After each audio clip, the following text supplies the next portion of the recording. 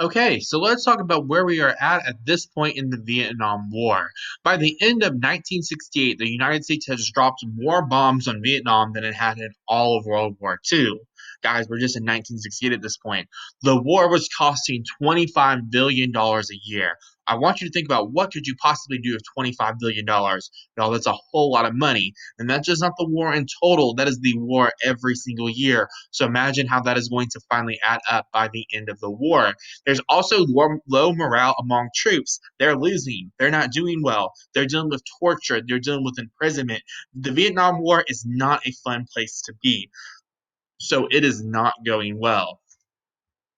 We're also seeing a new way to report what's going on in the war with television coverage. Television is a new invention that's going to be in a lot of American homes, and people are able to see footage of the war, such as what you see on the slide here. The television is going to bring the brutality of the war into American homes, and people are going to be able to see with their own eyes exactly what is happening in Vietnam and not just hearing it on the radio or reading it in a newspaper.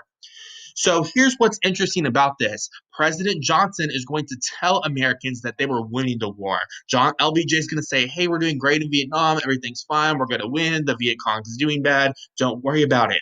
But guys, remember we have televisions in people's houses now. So they are seeing what exactly is going on in Vietnam with their own eyes. And nightly TV coverage is going to show U.S. troops dying. So people are going to be thinking, well, LBJ is telling us one thing that we're winning, but we're seeing on the TV screen that we're not winning.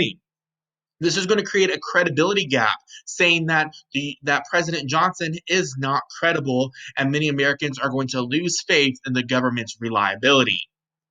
The next video you're going to watch is about the media in the Vietnam War.